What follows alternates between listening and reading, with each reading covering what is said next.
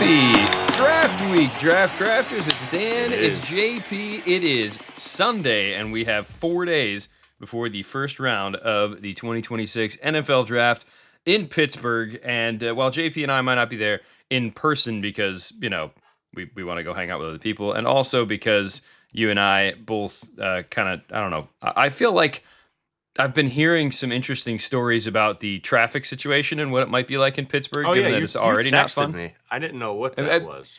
Honestly, I think that's just people who live in Pittsburgh are just annoyed that they already don't like the traffic, and now you're going to have 600,000 or 700,000 people potentially descending upon Pittsburgh over in the course of this week and making it an even bigger mess. I don't know. We'll see. Oh, is that the good one? That's the good one. I decided to save the classic for last, but we'll talk about it a little later on. But boy, I get what it says it is, right on the nose, man. It is there, and it seemed like a good beverage for a Sunday. So we'll talk about that when we get to the break or so. But today we're doing the second half, first half, I guess technically. Before we get into I just got a question for you. We're getting there because my point is we're going to look at our top 50 guys, but none of it matters in the same way that it mattered before yesterday. Is there because any the Cincinnati Bengals mock draft that will be relevant? No, none of them. They're all just how much like is the draft order set? I guess is what I was trying to say. Do you think it's set? I feel like we're not going to see any more. Is it going to change more before draft day? I don't think there's going to be any more movement before draft day, just because I don't think there's anybody else that's crowing. The only other player that isn't actually actively campaigning, but the rumors are outside of AJ Brown, which we don't think is going to happen until the summer, is Max Crosby, and I don't see him moving at this point for where Vegas is at. Did you see that world? Did you see the news that the Bears pulled out of that? Yeah, the Bears I didn't see all the details on that. What were they saying? Like, what was the hang up for the Bears? They were willing to give up a first, but they weren't willing to give up like 2 firsts or something like that. Yeah, sure. Right, well, I mean, and now with Dexter Lawrence going for a first, and again, for those of you who, I imagine everybody knows now, the 10th pick in the draft for a 29-year-old, admittedly, game-wrecking defensive tackle when healthy and, engaged, but also 29, and the irony of all of this is the Giants getting rid of him to go to the Bengals, who gave up a pick, which they never do, to pay a player, which they never do. So it's interesting, again, that the Bengals made this choice because, let's be honest, they have a window with Joe Burrow, and it's not wide open forever. So sure, I get the idea of bringing in a player that's going to help your defense that has been the problem. But also, you had Trey Hendricks, who's a little older, sure. But you really didn't want him around. And now you're paying Dexter Lawrence. And had to give up the 10th pick. Now, my position, sure, but 2 things. 1, is it selfish of me to hope that the Giants go offense with both picks to make my Jackson Dart dynasty pick look even better? You and everyone else that doesn't have Malik Neighbors loves that idea. And that, hell, it could be Jeremiah Love and an O-lineman. It might not even be a wide receiver. No, yeah, if they go wide receiver, 2 offensive picks to help out. I don't care where they're at. Right. Well, and again, there's a world where that can happen because that they're not taking a defensive tackle replacement with 5 or 10. That's not happening. Admittedly, if you're making me choose, I would rather it be, let's see, maybe like a Carnell Tate at 5 and then grab like a Francis Maui Noah at 10. But right, which is some of the stuff that's been mocked too. I think the one that I sent you yesterday is probably the best case scenario for them, though. Getting Styles at 5 and then David Bailey at 10. Who's not going to be there at 10? Let's be honest, not going to happen. But they can't take David Bailey though. They have they can take David Bailey and just get rid of one of them. Just get rid of one of them. I don't know, Tibbs. Who knows? Well, no, Tibbs would obviously be gone. I'm saying you can't have 3 star. You won't be able to pay anybody else. Well, no, but that's the whole point. That's why you have you keep Bailey on his rookie deal, and then eventually you move one of the other guys out. But the one you sent me had Styles and Tyson, not Styles and Bailey. Oh, well, there was one that I sent you one with Styles and Bailey too. But here's the thing, because they've linked to Tyson. They've met with Tyson like right. hardcore. Like that seems to be like, I guarantee you. I guess I would think. I don't know. That's tough because I don't see a world where they take Tyson at 5. Right. But I also know there's allegedly a world where he might not be there at 10. Sure. Because you could have the Saints or the Chiefs take him. Hell, or the Commanders. Right. Any of those teams are in a potential market for a wide receiver. There's no doubt. But wait, before I forget, I said two things. The second part was, is there like how many defensive tackles all time would you be willing to give up a top 10 pick for at age 29? I don't think there's any. Not many. No. Well, and again, that's also how you and I. It's also you and I approach roster construction, not being GMs, sure, but we look at there's an opportunity cost. It's the same thing as a baseball team getting a 10-year contract to a guy who's 27 that you know he's going to be fat and out of shape by the end of it, but you're buying the first couple of years knowing that you're paying for it on the back end. This is what it feels like potentially. Although apparently he only signed a 1-year extension with Cincinnati, 28 mil, which is the second highest paid. Which is I'm sure he's okay with that. He feels like he's being valued properly. But that's my point.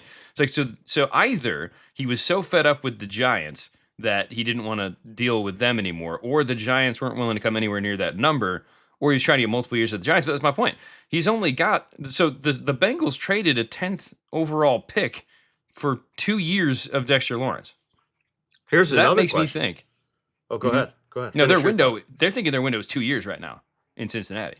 That's all they're looking at. If their offense can stay healthy, all they need to do is have the defense stop something. So sure. But the second part of this is there any defensive tackle that you would pay $30 million a season for? Well, apparently there's 2 right now, right? Because Chris Jones and Dexter Lawrence. No, of course not. No. Well, I do believe, and you make a bigger point about this than I do, that the opportunity to have pressure coming from the inside is one of the biggest threats that you can throw at a quarterback.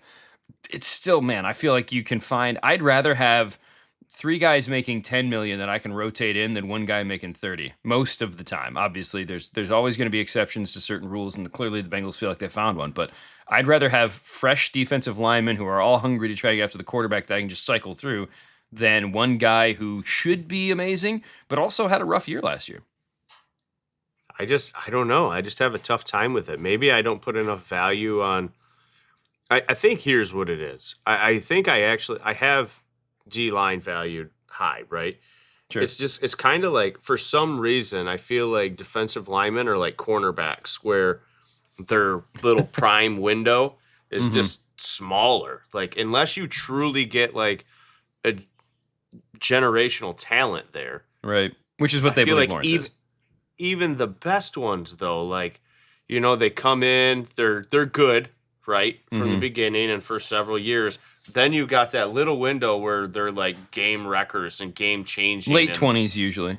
And then boom, the window's closed, and now they're just kind of good again. They're good until you know what I mean. But right, I guess I just look at like offensive tackles and edge rushers, even a quarterback. Those are the big 3. But then even beyond that, like, there's other positions where I just feel like guys play a long time at a very high level, and I just feel like the window's smaller. That's why I wouldn't. Well, we're gonna do this, actually, dude. That's an idea for an off-season episode, by the way, where we set up what we believe are the windows for all the positions. Could be kind of fun. Figure that out. I'm down with that. Another thing we should do on that, though, is like try to do, average like pay for your like top end players at each position, and take the names out of it, but use a salary cap and figure out how to have what positions or build a whole team, have the most top end players possible, regardless of position, and stay under the salary cap.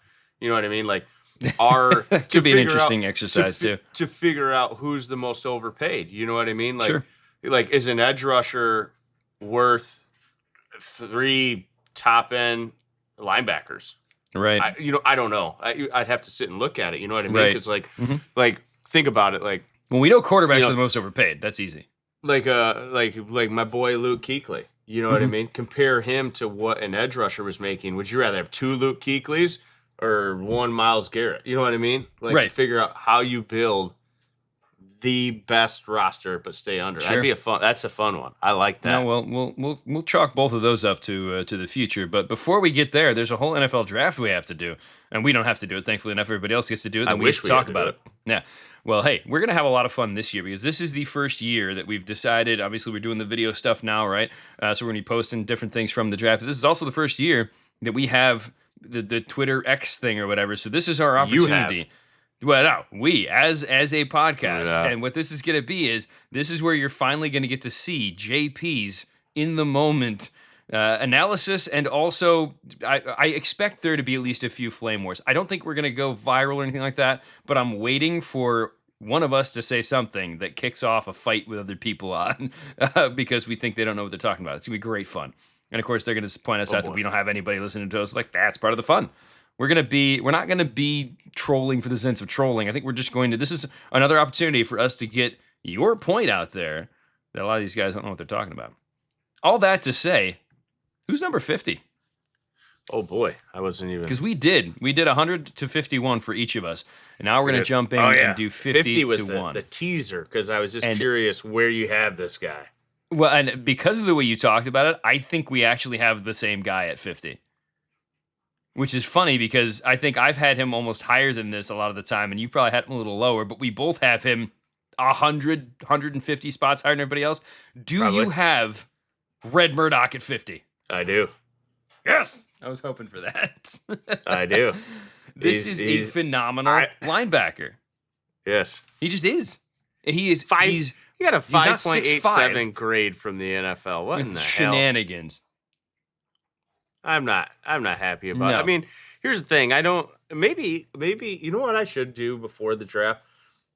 And man, we need a web page so that people can see it. Because I've already changed like my bottom 50 from the last episode. I did some tweaking in there.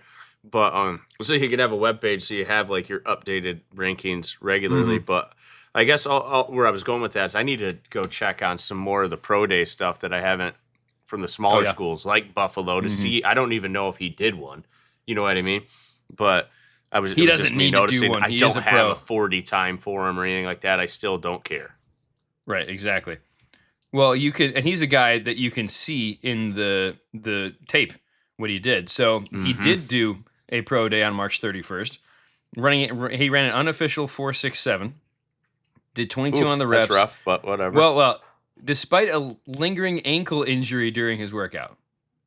So he ran a 4.67 with a bit of an ankle. So what else did he didn't do the 3-cone. Did do 3-cone, just did a bench and 40 because he wasn't pushing what was the bench. 22. So not spectacular, but still okay. Yeah. Like I said, if you're in the 20s as a linebacker, I'm okay with that, right? You'd love to see a guy crush 30, but you can roll with that. But again, the point is this guy had 296 tackles over the last 2 seasons, basically. And he is getting booked as a 7th rounder by a lot of people. That is hilarious to me. I mean, he's going to go on day 3 and probably late day 3. I think it's going to, the earliest Detroit, sign him up.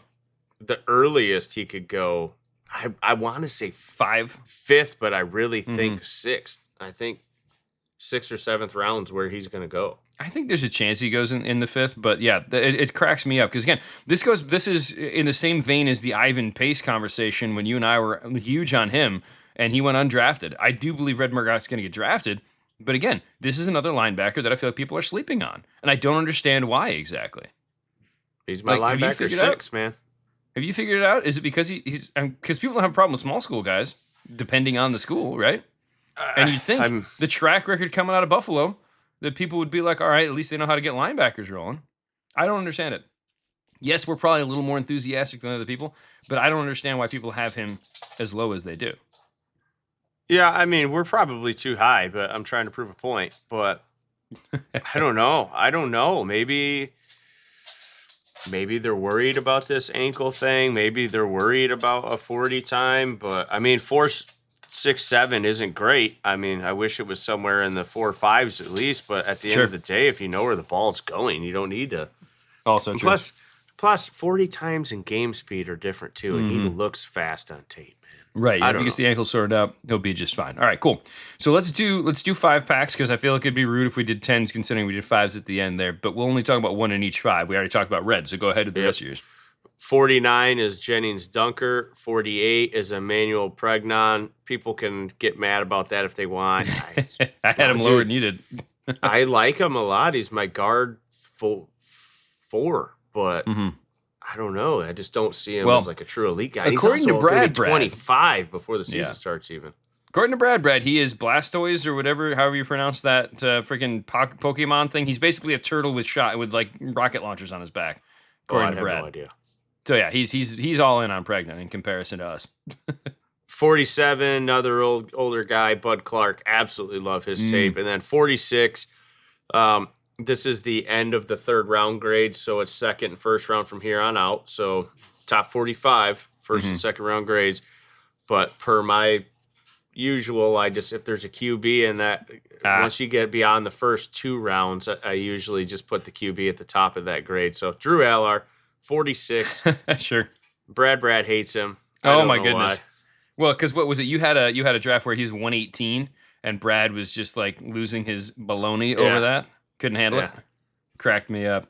So for me, 49 is where I have D'Angelo Pons, but man, he could still move up. I'll be honest with you. I love the guy. I just don't love his size. 48 is Malachi Lawrence, even though people got him going at the end of the first round now. Jennings Dunker's 47, so we're about the same on him. And at 46, I've got Dennis Sutton, which I imagine for you is sacrilege, but I like him. I just don't love him the same way you do. Yeah. He's a lot higher. Like him, just don't love him the same way you do. Who's at 45 for you? 45, Malachi Lawrence, who I once thought I was higher than everybody, and now I'm not. No. 44, CJ Allen. 43. 43 is Chris McClellan. 42, Grayson Halton. 41, Malik Muhammad. So I just want to... What's that? You got 2 of those guys higher than I do. Obviously, we know about McClellan, but you got Muhammad a lot higher than I do, too. And I like Muhammad, but I don't know why. I just don't have this... I guess I don't have the wherewithal to put him that high. You know, Muhammad is... I guess he'll be the one to talk about. You set me up. It's interesting to me because throughout the season, like, I guess going into this college football season for Texas, I was very interested in Muhammad.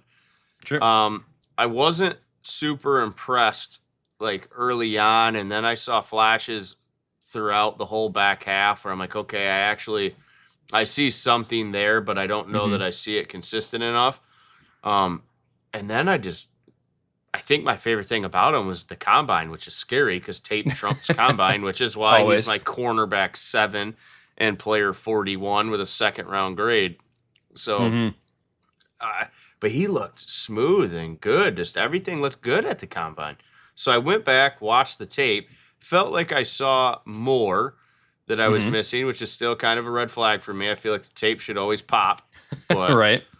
I don't know. It's just he's an interesting guy. I see everything there. Like I could see it where it easily works, but I also am just scared. I don't know. I feel like I keep saying the same thing over and over in a different way, but that sums up perfectly how I feel about him. Like, sure, he's one of those guys where if the Lions drafted him even in the second round, I would be like excited, but like nervous. I wouldn't say anything. Like, okay, okay, yeah, we'll see. Yeah. I definitely have him as more of a 3rd to 4th round kind of guy personally, but he is someone who, if he can at least come in and be the 2 or the 3, not your 1, you feel better about that, right? Oh, it can't be a 1. Even if he reaches the ceiling that I see, it's not a 1. Right. It's a high end 2. Exactly. It's his ceiling. Yeah. For me, 45. This is a guy I teased last time saying you had him in the back half of your 100. He's in the top half of mine. And this is where I've got Dalen Everett because I love the size. I like the speed. I like him a lot. I like everything about him. He is my CB5 right now. Where's he at? And I got him sitting at 45 overall. I know you got him like in the 60s. He's 62 on my board, but you can slide him up into the top 45. I wouldn't complain. Man, I don't know if he can get in the top 50, but he could get close to it. We'll see. Sure. I got to break, and the reason I say that's because I got to find a way. I got to go back and watch tape and break up that like 6-pack of wide receivers that are just You know what I mean? Just hanging out, yeah. Yeah. Dude, I noticed that I had a chunk of wide receivers too coming up a little later on. 44 is Grayson Halton. 43, Zachariah Branch, who again, if he was 2 inches taller, even would probably Hater. be a top 20 guy. I kid. He's at 51 on mine. Okay, yeah, he's 43 for me. Love him. Man, he is such an outlier from a size standpoint that you just have to accept, what he is and what he isn't. 42 is Eli Stowers, who you absolutely took a poop on. Hater. Yep. Again, a guy who he is what he is, right? He is seems like a one-dimensional tight end to me. He's not a run blocking tight end, right? You're not going to have him have that as your thing. But I still think he can give you a little bit of something there as long as you don't expect him to hold up against defensive ends. He can chip guys, things like that. And again, he's a good pass catcher. And then at 41, which might be surprising to some because he's been going in the first round, that's where I have Omar Cooper Jr. right now. And I could still be late to the game on him. Maybe I don't like him as much as other people. I think he's good, but I got him at 8, so there's 7 other wide receivers I like better than him. Well, I'll talk about him and not this group, but later. Oh, alrighty then. But I'll still say this: everybody likes him more than both of us. I like him more than you. Also true. But hey. All right, so 40 is where we're at, right? Yeah, 40. I have Colton Hood. 39. I have Avion Terrell, and man, he's the scariest player for me that I've talked about today. Look at him at 39. Nice. Well, good work. He has no shot of getting any higher. If anything, he could drop down. I don't know what it is with him. I wouldn't have a problem putting Everett above him. Huh? I wouldn't have a problem moving Everett above him to CB4. That's me. You know what? I don't hate that either. I at some point I know I'm going to move Avion Terrell down just because I got a gut feeling when I watch his tape. I'm like, man, he's really good in college, and it's the struggling of, do I see it? There's something about his game I don't see translating. Right, we're still trying to pinpoint to the that. pro at a high end level. Sure, you know what I mean. Like he feels like. So actually, I know he's going to move down because here's the thing. And it's tough to say move down, but we just said I could see Malik slide a little bit. We're not saying he's going to be in the 150 or something. Right. Malik Muhammad, we just said I could see him being a CB2, a high-end CB2, right? Mm-hmm. The ceiling I see for Avion Terrell is a nickel. Okay. I think he has CB2 potential, but I don't see him as like a top-end CB2. But then also, what is the difference? How do you rank the importance of a nickel corner versus a CB2? I feel like they're probably pretty. I don't know. All I'm saying is in today's day and age, yeah. So Terrell is a guy I'm trying to convince myself to move down. Whether or not I do it, I don't know. Right. I will say this mock draft database has him at 32 right now, so they're starting to agree with us because he was in the 20s for a long time, and he's slowly been sliding a little bit for people. And again, maybe it's I think it was a hamstring or something else, knee issue or something like that he's been battling too. Hamstrings, what he did at for his 40, yeah. But it's not even that. It's all tape for me. It's just when I watch his tape, I'm like, man, he's really good. I don't see him being anything other than a little slot corner in the NFL. Sure. I don't know. Well, and again, man, his testing numbers, not that that's everything, but he didn't jump maybe how you'd like a guy to jump. That's his height, right? And he also has them 8 and 5/8 inch mitts. You know what else it is? I think you know what's keeping him like afloat? He's got like a little helium hot air balloon or something tied to him that's keeping him up there, and it's called his brother. Because I was a huge fan of his brother. I think that's what it is. It's just because I was such a big fan of his brother. I'm like, why can't he? He can do it too. As you know, brothers can differ a bit. You and your bro are both great dudes who are very different. Not to mention the hair. Yep.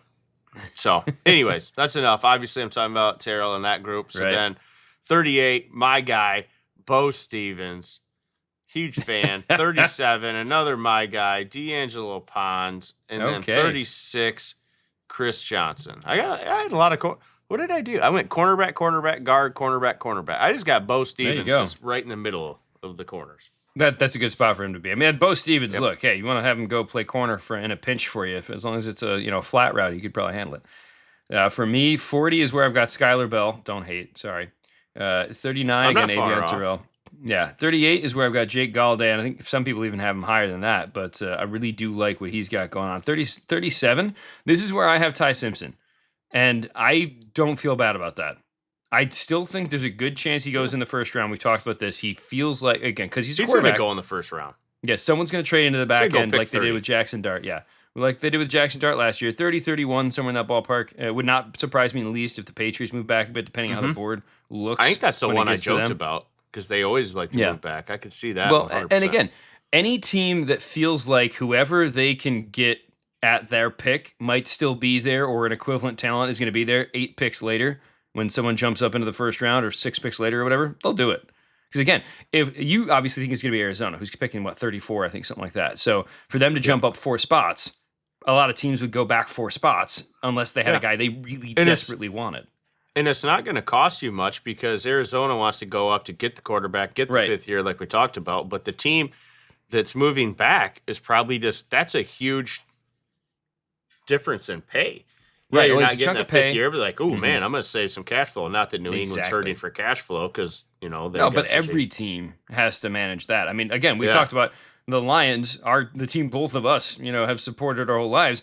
We still have issues with how they choose to treat, $1 million in bonus money to Frank Ragnow, right? And like they have throughout their grids, like numbers matter to teams, even when they maybe should be looking at them a little differently, in our opinion. 36, Christian Miller from the Bulldogs. I know he's a guy who's kind of been a bit of an up and down roller coaster ride for you here and there, where he's a player who everybody loves him. It's pretty much all the D linemen. Like I struggled even putting a 2nd round grade on Halton and McClellan. Like I might. Sure. I like Miller better, I think, than the consensus, but at the same time, I don't see any of these guys as game wreckers. I mean, they're going to all be good rotational pieces. Okay, where are we at? 35. 35, I got Jeremy Bernard. 34. Hey, another tie. Hey, there we go. At 34, a guy that you already talked about. I told you I wasn't too much higher, but it's Omar Cooper Jr. at 34. 33, man, this is the wide receiver tier. 33. There you go. I got Skylar Bell. Love the guy. Just couldn't get him in my top 32, so I knew I was like, I'm gonna put him at 33. And speaking of another like just mental like, I put Ty Simpson at 32. He's a second. There's always more than one quarterback that goes in the first round. He's a second quarterback on my board. Got to get him in there. It's like I'm just going to blanket put him at 32. But that threw off my original plan. My original plan, I was going to blanket put Jordan Tyson at 32 just because I think he's terrified. Yeah. Yes, it's the fear. The talent. He's a first round grade. He'd be in my top 10 talent wise. Just and the thing about him too, because when you think about those injuries, right? I was reading a thing yesterday. It's like he had the knee reconstruction. The good news on that is he's had a couple of years since then, and he hasn't had any other issues with the knee. So that's encouraging, right? He had the collarbone, which is a collarbone freak injury. So far, no issues with that. I don't know how I'm getting balloons, man. This is awesome. And then, but the thing that concerns, maybe his fingers. I'm not sure how I did that. I probably couldn't replicate it again if I tried. I'll have to look that up. But at any rate, the thing that concerns me, and I think concerns a lot of people, is both hamstrings.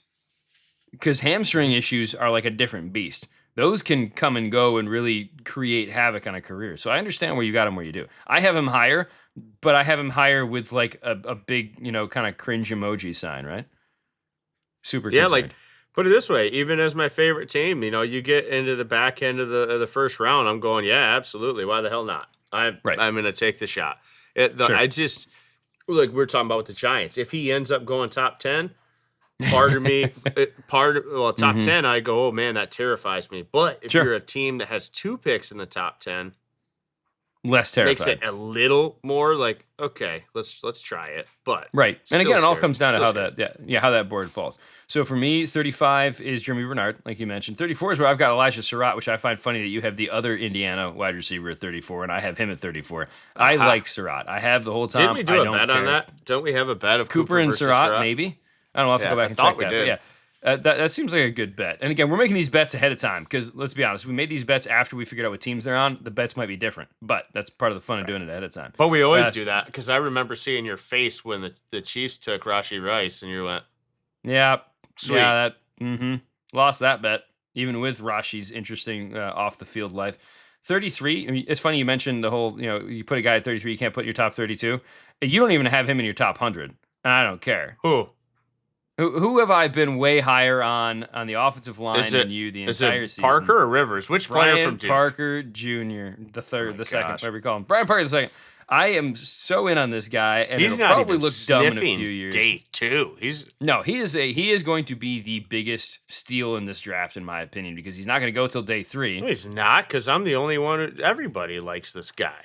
No, but he's been no. You say that when you look at where he's kind of slotting in on a lot of fifth round grade the on bigger boards, right? He's 115th on mock draft database. He is sitting on Tankathon. Come on now, he is sitting at.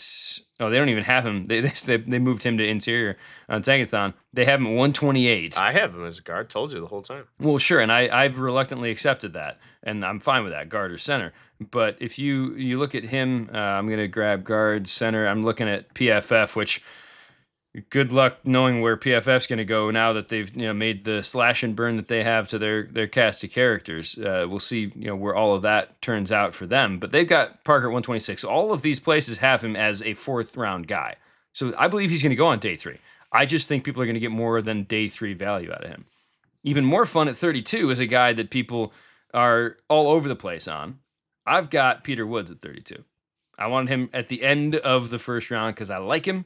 He had a rough year, but I still think there's a lot of potential there. But he's another guy who feels like if he goes to a team that knows what they want to do with him, they'll be in good shape. And if he doesn't, then he's in trouble. And 31 who was the last one? I missed the last Peter Woods. Okay. And then Kenyon Sadiq is at 31. I like him, not as much as everybody else does. I think he's still a bit of a weird physical outlier for what they want to do with him at that position. That being said, had to get him in the top 32 because he's definitely going in the first round. Give me your next 5, and then we'll take a break. 30, same story as Jordan Tyson, different player, different position. Jermod McCoy, I'm still nervous about him. Oh, I'm all in on him, dude. I've accepted it. Let's go. Yeah, but here's the thing. I haven't seen the pro day, obviously, but I would think I think it was the McShay show. Sure. Don't quote me on that. But they were covering what they had seen at the pro day, and they're like, yeah, he ripped the 40. Ripped it, 4 threes, looked awesome. Then guess what? The whole drills part with the movement and wasn't great, I guess. Well, again, I know that you are now like basically an acolyte of Todd McShay, who's now your like biggest person that you love to quote and talk about all the time. But no, I don't necessarily always line up with him. No, I'm kidding. I'm just messing with you. But I don't always line up. Where does he have? He has McCoy at 9. Yeah. Okay, maybe you're not as big a fan of Todd McShay. Nope. I'm just telling you, man, if you're a cornerback, the 40 time actually matters. But I tell you what, if your agility, if you're not I'm not saying he doesn't have the agility. Right. If you're not comfortable with your knee and the agility and the movement and change of direction and things of that nature, that scares me. Sure. But no doubt about that. But I still like him a ton. If he goes to a team where they can ease him in and whatnot, or some, then cool. But right. I don't know. I guess that's the guy I'm talking about in this group. So then 29. I like how I never know who I'm going to talk about. Yeah, it just happens fun. Naturally. Right. Just happens naturally. Usually Derek based Moore off at 29. So it's usually based off whether or not I'm, cracking back on something. So yeah, I like it. Go ahead. Yeah, it's Derek fair. Moore at 29. Again, higher than a lot of people have him. Much higher than a lot of people. 28, TJ Parker. 27, my boy AJ Halsey, who everybody hates these days. I hear that he's potentially a 3rd round pick now. Hilarious. Jake Golday at 26. Okay, so I find that funny.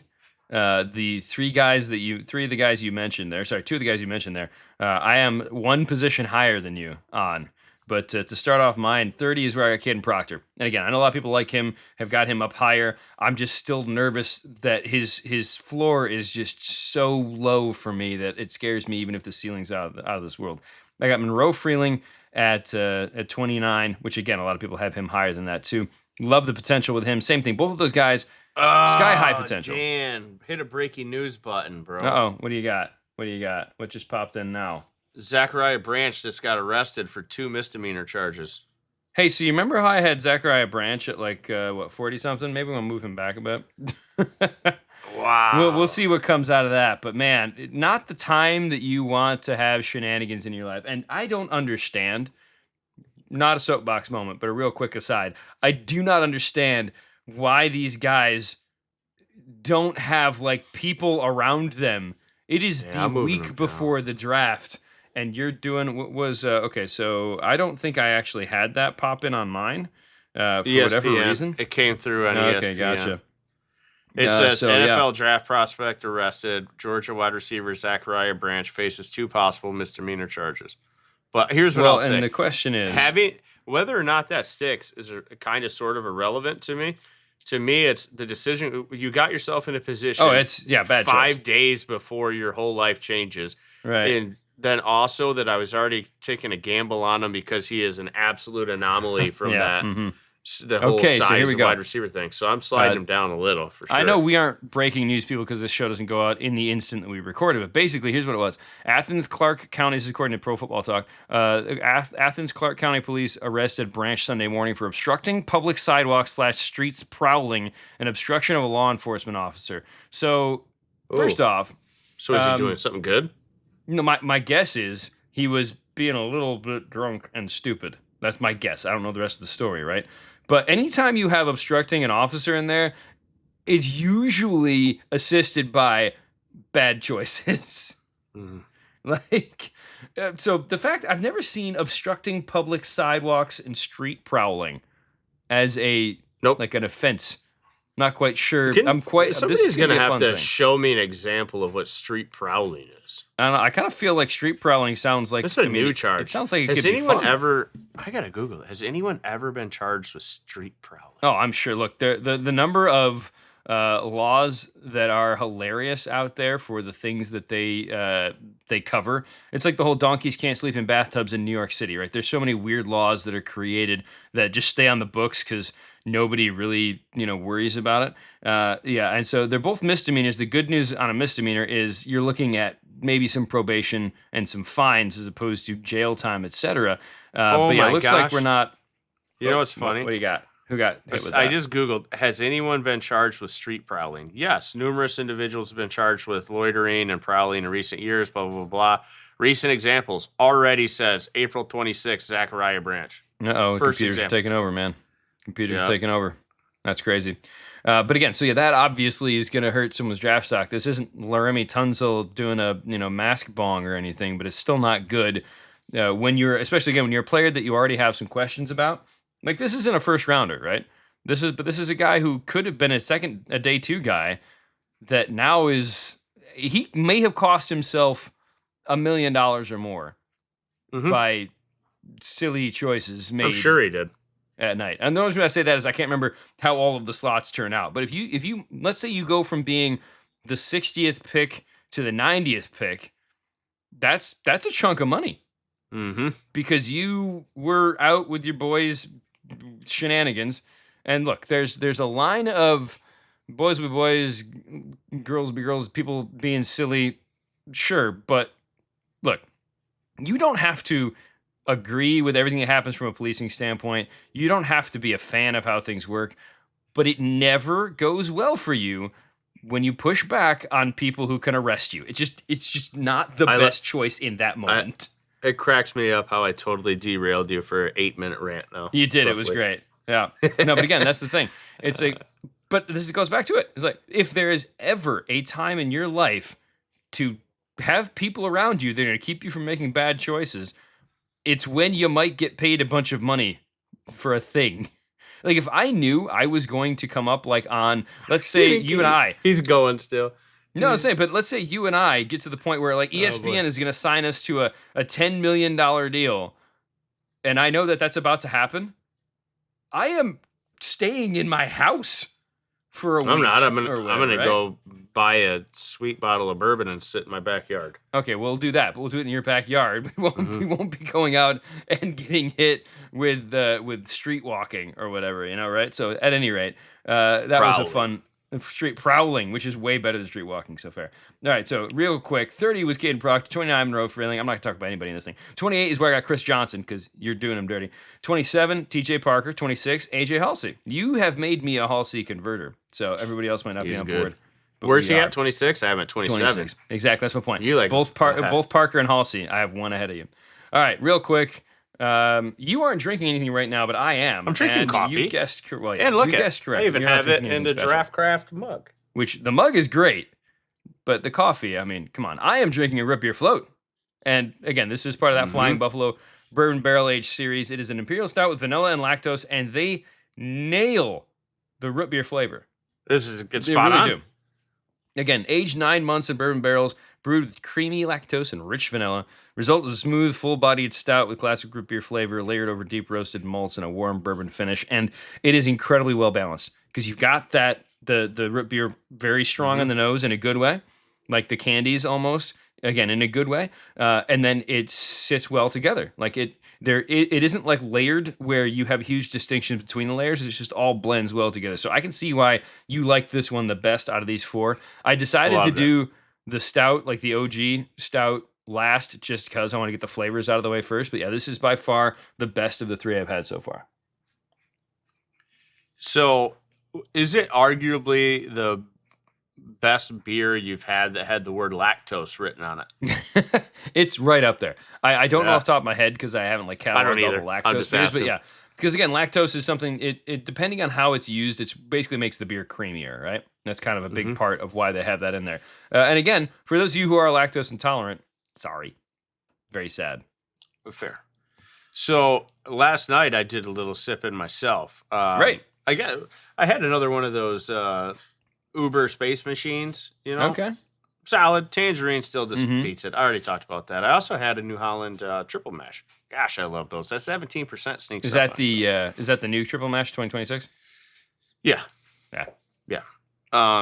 But the main thing I wanted to talk about is I had a little, I got a trio, a head-to-head. What do you call it? A battle of three. Oh, yeah, three. Battle of three. I don't know. That sounds kinky. Well, I mean, look, if you talk to the wrestlers always call them three-way matches, right? I bet they do.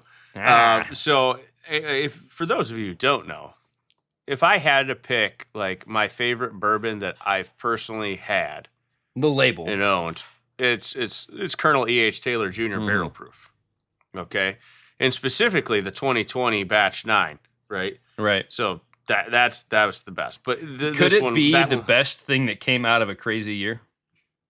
100%. But what I did do was I have 3 E.H. Taylor barrel proofs in my possession that all happen to be open. And I also recently had the one that you have.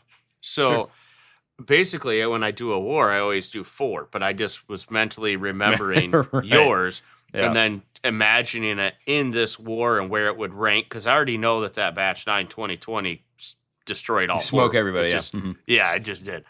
But so I had a war of 3, kind of 4, because I imagined yours was there. So what I did is I had the H. Taylor barrel proof from the 2 from 2025, the one that I got and the one that you had gotten. That's the first year they did 2 releases for whatever reason. And then I had the 2022 and the 2023 in there as well. So here's what I'll tell you. The 2023 came in second place behind the one that Batch 9 from 2020. Sure, right. So these are the 5 that I've had. So first place, 2020. Second place, 2023. Third place was the 2022.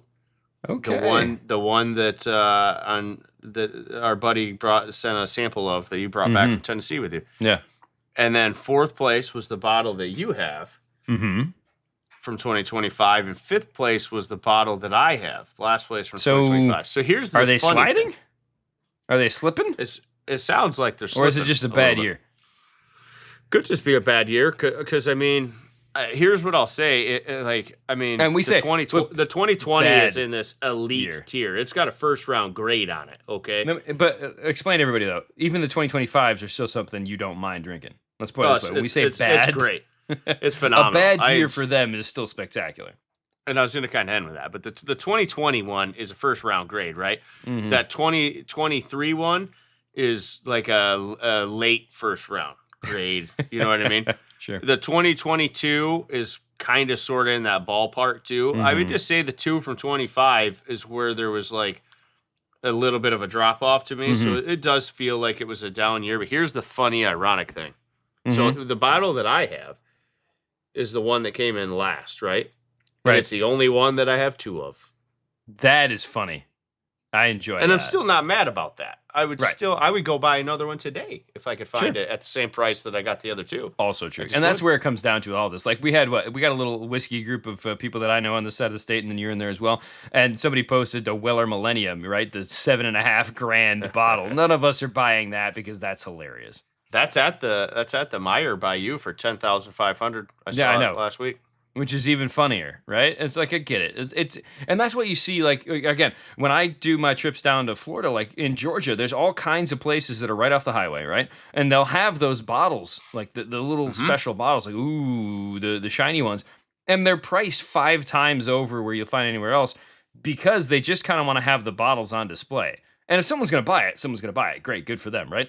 We had a cocktail when I ran the bar down in New Zealand that was like, I don't remember what we called it, but basically it was a half bottle of Krug, which is a high-end champagne, and then like 6 oysters, right? And it was a honeymoon kind of thing, or like a date night kind of thing. And it was, I don't know, $300, something stupid like that. And we sold one, but it's like, people are like, why do you have it on the menu? It's like, because we can. Like, why do you price it this way? Because we can. I mean, and that's the thing. And it's unfortunate that people choose to do that with whiskey because it should be enjoyed by all, right? Like this is one of the few things that I sit back and say, I approve of capitalism in a lot of forms, but the gouging of price markets and certain things is just silly to me. And that's one area where I think that it's silly. And bourbon pricing is one of those things. Like to get an MSRP, you either have to know somebody or you have to buy, 20 bottles of something else to try to get there, right? So, well, it seems how you bring that up. I will quickly say that is a much, much better option than just paying an outrageous price for the one bottle. Because basically what it was is when I got the Pappy Van Winkle 23 year, which by the way, that bottle averages, it goes for like $2,000 or more, right? Mm-hmm. So all they said was spend $2,000 and you can have it at MSRP is $500. Right. It's like we'll give you that bottle at $4,500. You just have to spend another $1,500, which sounds terrible, but it's a hell of a lot better than spending $2,000. Right, exactly. If you want to get a hold of a bottle, you do yourself a favor. And that's the thing. It's like this is where it comes down to, and this is the thing. Quick aside before we get back to everything else. I ran a high school video competition yesterday for the state of Michigan so that kids can compete, and it's a fun little thing. But I told these kids, because we had a little window of time when things, put it this way, even adults screw up sometimes, and they didn't actually have the test printed, the written test these kids are supposed to take. There was an issue, communication, whatever. Point is, I had to fill about 45 minutes with high school students, which, good luck, right? One of the things I told them was like, connect with people. If you have relationships with people, you'll get to do things. You'll get to see things. You'll get to connect with areas that you wouldn't before. So make friends with someone that you connect with and a liquor store, and you'll be able to find some stuff. You got a friend outside, or get birds come outside. You got a little friend coming around you. So yeah, that's your little tip for the day. And your other tip for the day is if you can find E.H. Taylor barrel proof for the right price, freaking grab it. Yep. All right, top 25. Let's go. All right, 25, Anthony Hill Jr. 24, Caden Proctor. 23, Max Ayanacher. 22, Zion Young. 21, Denai Dennis Sutton. Ooh, okay, now that's what you should talk about. I know you've mentioned before, but the other ones are all kind of people, those are about where everybody has them at. Sutton is 60-ish on most people's boards right now. So I absolutely love the length with I'll just recap that. I've said it a lot on all the shows. 6'6", 256, exactly what you're looking for. Long arms, over 33 inches, big hands, over 10 inches. Doesn't have, he didn't meet the speed thresholds, if you will. But part of me makes me wonder if that was just due to him, maybe not he's just not. Maybe he's just not a good 40 runner. You know what I mean? Because he still jumped 39.5 in the vert, which shows explosion. 10.11 in the broad shows explosion. 3-cone. The only guy who met the sub 7-second 3-cone at 6'9". And you just go look at his production too, man. When you're the poop ratio, I told you that one. That one's up there in a respectable range. That one's up just shy of 7%, right? And the only reason I don't know. And you watch his tape, and he's got like I said, outside of the top two guys, the next two guys that really show like a bag of tricks with like the moves, if you will, are the two that I just put back to back: Dennis Sutton, Zion Young. They've got the length, they've got the strength, but they've got these swim moves, they got the spin moves, they use their hands well, like they've got good bend. I mean, they just have a bag of tricks. So I like them. The only fear that I have with both of them is the actual official sack numbers. Because usually, if I'm looking for, that's why they have second round grades and not first round grades. If I'm looking for first round grade edge rushers, I like you look at David Bailey. He's in the double digits. He had 14 and a half official sacks. Dennis Sutton's got 8.5. Zion Young's only got 6.5. Yeah, and those are concerns. The only reason they're up there is because the percentages are high. You know what I mean? Infinitely higher than Reuben Bain. So that's a prime example. People talk about Reuben Bain. He had double-digit sacks, but he had 3 times as many pass rushes. He had 3 times as many chances to do it. You know what I mean? So I like these guys. They've got the length, the strength, the speed, the moves, everything. I'm just doing math in my head, right? Yeah. So Dennis Sutton, when you combine his height, his arm length, and his vert, right? This is a guy who basically can reach 140 inches in the air. Yep. And if you think about where that's at, that's darn near 12 feet. 12 feet in the air. Bring him in at the very least to block kicks. Good Lord. Like, if he doesn't get to the quarterback, I can see him knocking down the ball a lot. I'm a huge fan. I got him at 21. Yeah, and again, I got him in the 40s. I think I'm the highest of anyone. You probably are. Outside of the Sutton family, the Dennis Sutton family, you are probably the highest on him. 25 is where I've got Derek Moore, so I like him better than you. Just want to point that out. Zion Young is at 24. You like him slightly better than me. We're still the only 2 people that have him in the top 32. Also true. Anthony Hill's at 23. I think we're the only 2 people who have him in the top 32 as well, it feels like these days. Probably. And then 22 is where I got Blake Miller, and 21 is where I've got Ian Akor. And again, I don't feel the need to talk about any of those guys because all of them are in that spot. The one I will mention is a reminder for those of you who wonder why we have Derek Moore this high, go back and look at the numbers. Yes, he's a little undersized in the weight department. That's about it. The man produces when you put him in there. Still 255. Yeah, and again, that's what I'm saying. It's like he's 6'4", so maybe you're thinking you want him to be 265. My point is, he's the only complaint you can have about him is he hasn't had as many pass rushing snaps as some of the other guys. Otherwise, everything else about him checks out. So I'm not really sure why people are doing him dirty, so to speak. 20 for you. Yeah. 20, I have Caleb Lomu at 9. Hey, this is my another one. I got the whole offensive tackle cluster here, dude. 20's Caleb Lomu, 19's Monroe Freeling, 18's Blake Miller, 17's Francis Maui Noah, and him and Miller will be the 2 I kind of talk about. 16's Denzel Boston. Okay. What I want to say is, as for the offensive tackles in this class, I actually like the tape of Blake Miller the best. The only reason I have Maui Noah above him is there's a conversation. You know, you have to think about it, see whose tape you actually like better. And I like Miller's better, but because there's a conversation and Maui Noah's 2 years younger, a year and a half or whatever it is younger, like I'm gonna lean that route. He's a 20-year-old kid, so I got to think that by the time he's 22, like Blake Miller, his tape is gonna be better. Right. You know what I mean? Yeah, and again, Maui Noah, the good news from him, by the way, is he did receive positive news from his recheck considering the back issue. No new concerns or issues, which is good, but it's still one of those things where you're like, okay, but he had to have it checked, which makes you a little nervous. But the fact that he came back clean is at least slightly encouraging. 20 for me is Lomu, same as you. 19 is nice. CJ Allen. Don't care. Everyone doing him dirty. I think he is better people give him credit for. I think he's faster than people give him credit for when it comes to the game. Not worried about him. 18 is where I got Jordan Tyson. He is not my number 1. In fact, he's my number 4, right? But I still believe that I'm going to give him the benefit of the doubt on the injuries until he shows me otherwise. 17 is where I got Jermod McCoy. 16 is Vega Ioane. And again, I real quick on McCoy. because he finally did something, I was willing to put him in the top 20. But man, I'm still nervous if I'm a team drafting him. I still have Dueling as my top corner. We'll talk about him in a bit. But he did the one thing that, Will Johnson didn't do. He worked out and showed people he at least still move on it. So I think the fluidity will come back. I can't imagine a guy in today's day and age has an ACL that's going to take him out of the game. So he'll figure it out. Not too worried about it.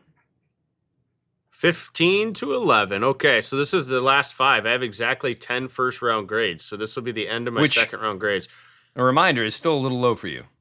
It is. I think I basically have 16 every year. Usually. I think that's what – I went back and looked on one of these last episodes, and I just remember being like, I had 16 this year. I think I had less the year prior. Nope, it was 16, and then the year before that, it's about half 16 the round. is my number. Yeah. Yeah. But anyways, before I do my last 5 second-round grades, I joked with you off air. I honestly feel like 11 through 20 are all dead even. You could shuffle any of those in any order, and I don't care. So I know I'm going to have movement. I'm actually quite angry at who I have 11, the last guy in this tier. So he'll be the one I talk about. Let's go to that. But figuring out who player 11 was the hardest thing I've done this entire season. That's awesome. And it's still not done. It's still not done. And again, a reminder, this is a guy who's going to be in the first round. Yes. That's wild. But anyways, 15, I had to do it. He only moved up I think 3 more spots. He moved up 3 more spots because I had him at 18. But it's Gabe Akis, man. I like him. You love him. He is your second biggest, my guy, I think. And I didn't even put a my guy tag on him. Should I just put another G next to him? No, you need to have it now. Purely, and again, I know we talked about this. It's got to be a guy you're ahead of at the beginning of the season, but you are so much farther ahead on him than it seems like most other people. Because if anybody has him going in the first round, it's in the last couple picks. You have him 50 spots ahead of a lot of people. I'm not going to talk about any of the players in my top 10 because I'm going to talk about a couple in this group, all right? All right, sounds good. Because I wasn't going to talk about Akis, but here you go. You teed it up. You got me going. Yeah. So he's also got a 6.5% poop ratio, right there, the same as Sutton, right? He doesn't have he's 6'4", 260. So he's not like the 6'6" that you see with the crazy guys, but 6'4", 253, I think, is what they said the average height and weight was for all the studs in the NFL currently. He fits that. He's got the 33-inch arms, the 10-inch hands, right? Right. And he's got the 4.69 40, which is actually slower than Denai Dennis Sutton's 4.63, so he missed that threshold as well. But here's the difference. Dude, his 10-yard split, that 1.59. That's nice. That's in the same damn ballpark as Sonny Styles at a 1.56. We're talking 0.03 difference. If you go to David Bailey, he's got a faster 10 than Bailey. And he's basically the exact. Reese was 1.58. Akis is 1.59. I will say Akis is faster than I thought he was going to be. Right. And then he comes in and he benches 30 on the bench, so he's fast and strong and got the size and the poop ratio. And then guess what? His actual sacks he's credited with, 11.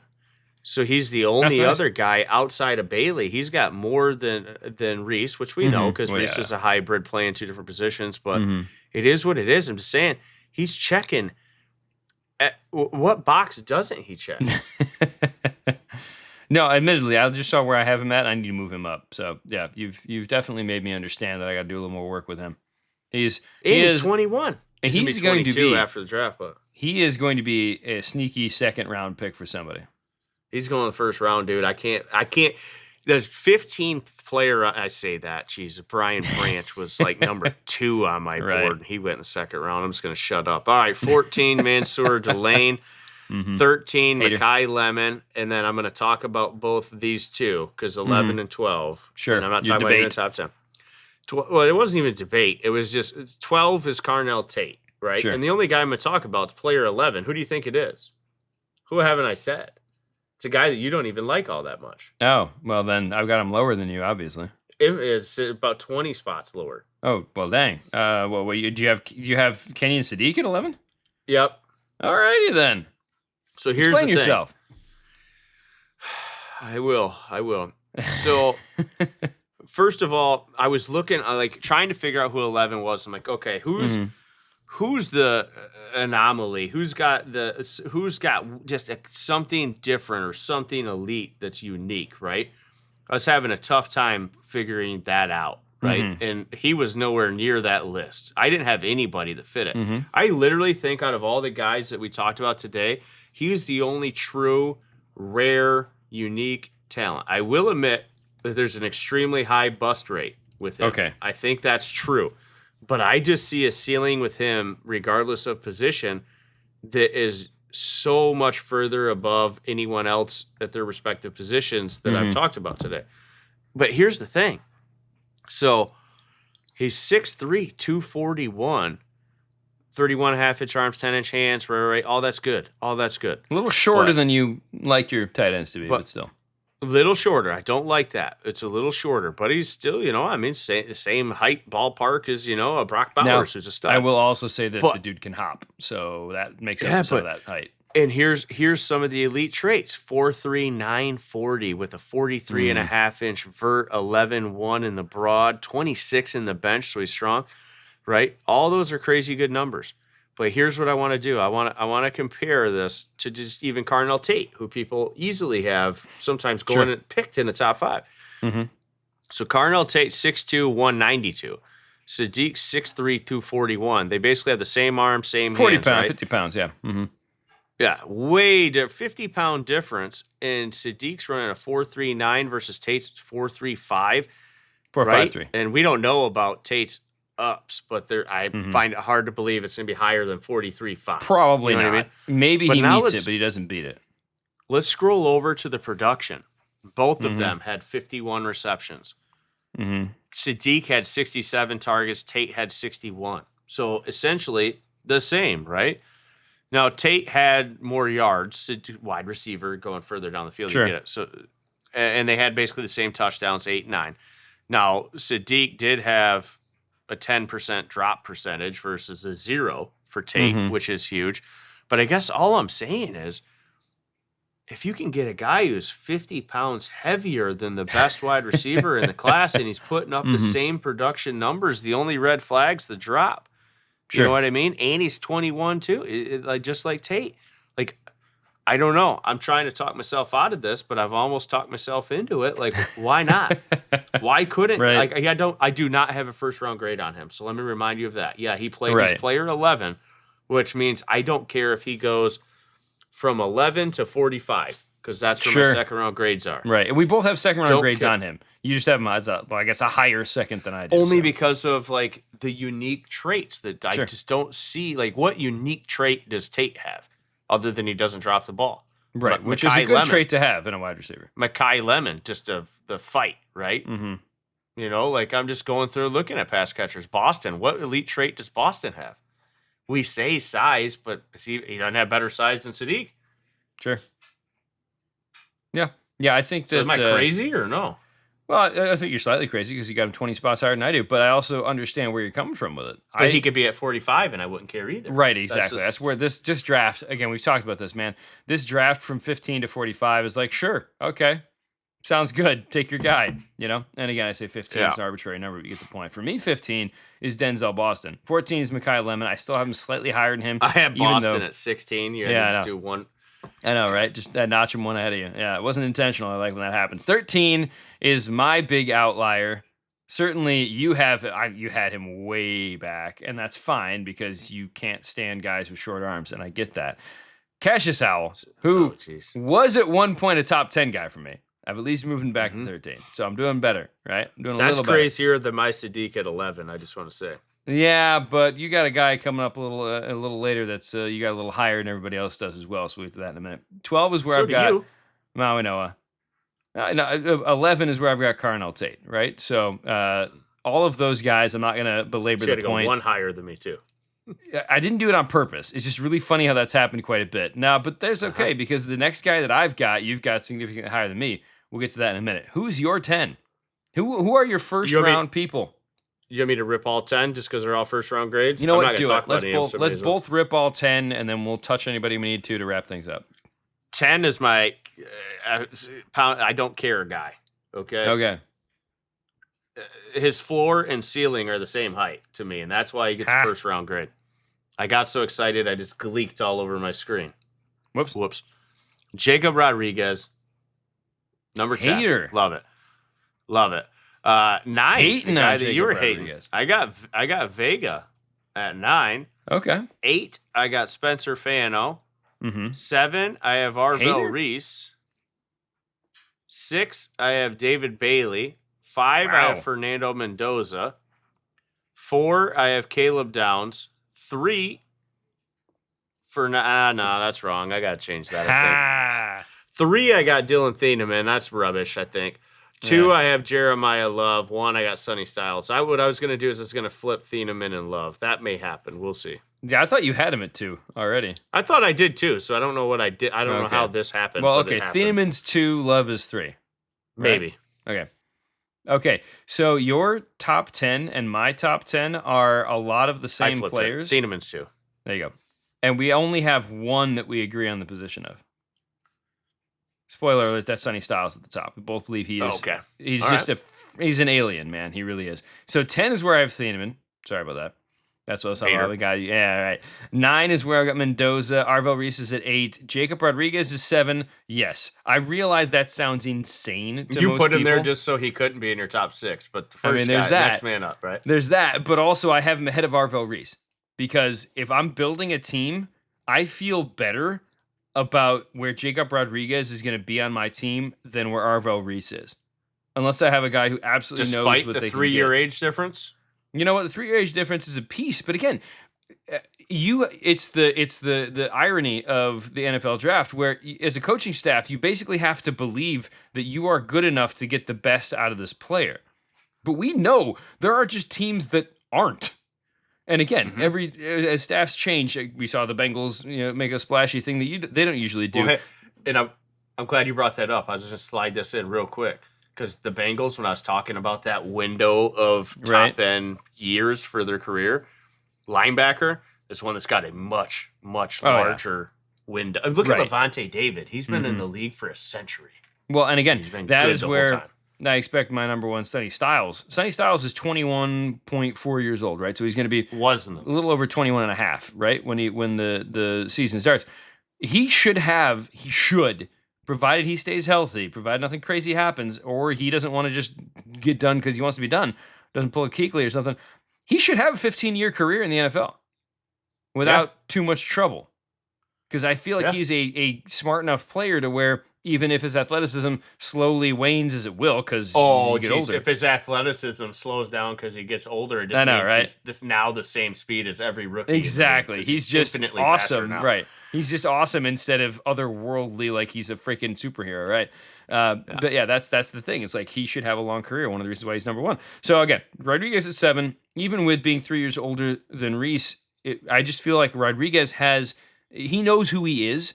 I don't know that Reese knows who he is yet. I'm not saying that's wrong for Reese to not know that, but because he doesn't know that, that's why I've got him ahead of him. There's a lot of projection with Reese, thinking he's going to become who you think he can be, whereas Jacob Rodriguez is already who he is, and I think can continue to elevate within what he is as a middle linebacker.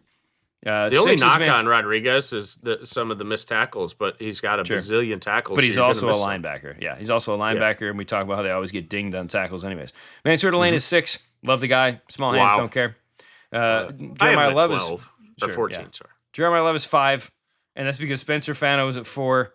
Don't care. You loved him more. I loved him best. That's where we're at, man. And then David Bailey is 3. Caleb Downs. I finally found an age for Fano. Oh, what'd you get? He turns 23 on May 10th. All right, so he's almost 23. Gotcha. Which, for an offensive lineman, I'm not worried about. That's fine. Exactly. No, they got a huge window too, dude. All right, so there you go. That is where we're currently at. Now, mind you, it's Sunday. Between Sunday and Thursday, these numbers are going to change a bit, but you're probably going to see a guy jump 30 or 40 spots. It might be like 5 or 10 here or there, so to speak. Usually, this is the part we're going to come in and mock some mocks. Can we mock a mock right now? After what happened yesterday? You can mock all of them because now every mock prior to yesterday is irrelevant. It is, exactly. Everybody, and I pulled up Mock Draft Database because they do put it, whatever drafts that they collate from, they update, all the time. And there are a few people who I actually don't think anyone's done one today yet. You know what we should do? I don't even think there's something I can put against it. What You know should what we should do? Real quick to end the show. I know we're Sure. going a little long, but it's a Sunday. Why not? Let's do a flash top 10 mock draft. Okay. Just the top 10 to see how it impacts the Giants, because I know Giants people would like it. So one still Mendoza, right? I think it has to be. There's no world where that changes. And there's no point in really debating 2 and 3 because it's going to be both those two players in whatever order Are you we want. Sure about that? For now, we are. Because there's some people thinking, even if someone Maui trades Noa up in there, that's who they're trading up for is one of those two. So it's still going to be Bailey, Reese in some order. Well, we're going to do Bailey then Reese because we like Bailey better, right? So this is where it gets fun. 4, is it going to be Styles or is it going to be Love?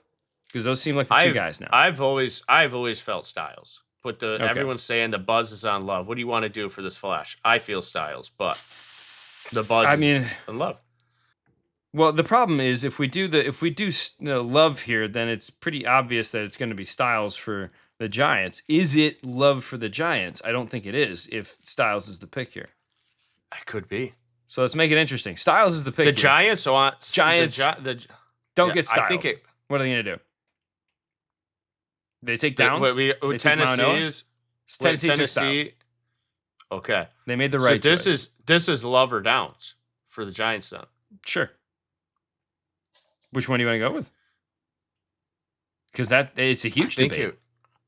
It is a huge debate. I think it might be Downs because I don't think they go both offense, and I think they really want Tyson. So, spoiler alert: if Tyson's there, right? Well, and plus, if they're not taking Tate, he probably will be there. So he might not. Let's go Downs. Downs at Downs 5. Here. Cleveland's still sitting at 6. Might trade out Proctor of it or trade. if they won't. It's Proctor if they won't, we'll put Proctor in there because that does seem the way people are leaning. Although we talked about we've talked about Freeling being in there too, but it does seem like Proctor seems like the guy, right? Yep. I guess. Now you hang got on, I gotta Washington. find Proctor. Where is Proctor in this whole mess? They got him at 27 right now. So, yeah, I don't care. No. Washington. Washington is the Love. Yeah, they would take him in a heartbeat. 8. So this is where it gets fun. This is Carnell Tate. Right. I feel like Tate would be the pick here. They could go Delane, something like that. But yeah, it feels like Tate is the pick there. Kansas City. Now, Kansas City, this has got to be, to me, sure, there's always the shot for the Bane because people love him. I don't love him, Bane, yeah. Although, again, sliding a bit lately. Finally. But how is this not Delane? Or even maybe a Thieneman, but I would think Delane here. Yeah, I would think Delane as well because they got rid of both their starting corners. Either way, it's Delane or Bane. So then 10, I think that's Tyson. Right, so we'll do Delane. And so really for the Giants, they're not going to take. We're going to roll through. This is PFF. We're going to roll through the next guys on the list. They're not taking Ruben Bane, right? No reason for them to grab an edge rusher. Maui Noa, maybe. Thieneman, probably not because they just took Downs. Then you got Fano, maybe. Freeling, maybe, but he's a left, not a right. Sadiq, maybe. And then you're into Lemon, Tyson, Vega, etc. McCoy. So yeah, there's a possibility that they could take somebody like McCoy if they really wanted to go double up on defense. They could take a tackle there if they feel like Fano or Maui Noa can hold up on the right side. Because again, we talked about it. You texted me. That's like if Ilumanor is their right tackle, that's the only issue I have with them moving the direction that we have them moving. But yeah, it does feel like Jordan Tyson's a pretty decent shot for them at 10. The good news for them, they have options at 10. And this is my point, by the way, that I texted you and Brad about yesterday that you said I was crazy, is what if they have 10 and now they trade back 5 picks and still get Tyson and get some extra draft capital? I don't know. I'd say 5, somewhere in that window of 5 to 6 picks. I don't see it, man. I I'm not saying they're locked in with having to. Yeah. But I don't know. That's a fun little flash mock, little 10 round or 10 pick. I promise you guys, the next shows we're going to do will be draft day, and I promise you we will get that show out before the draft starts Thursday evening. So feel free to listen to it before the draft gets rolling. We will do our last mock of mocks and also our last mocks. We'll get all that knocked out all in one shot next time with Draft Grab.